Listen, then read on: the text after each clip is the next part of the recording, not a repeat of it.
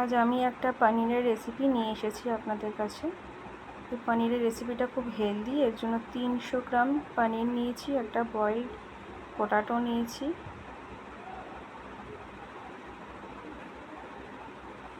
Ingredients নিয়েছি একটা তেজপাতা, একটা শুকনো লঙ্কা, গোটা পাঁচফোড়ন আর আদা আর গোটা জিরে।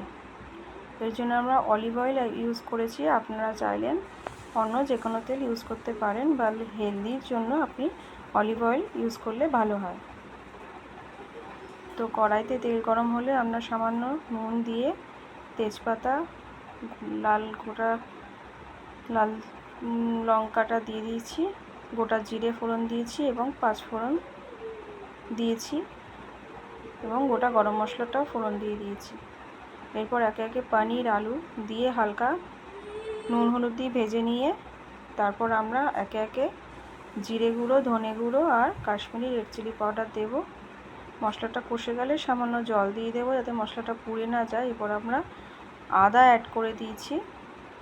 তারপর সামান্য নেড়ে জল ঢেলে আমরা রেডি পনিরের রেসিপি। ভালো লাগলে একটা লাইক আর শেয়ার করে দেবেন এবং আমার চ্যানেলটাকে সাবস্ক্রাইব করে দেবেন। Thank you.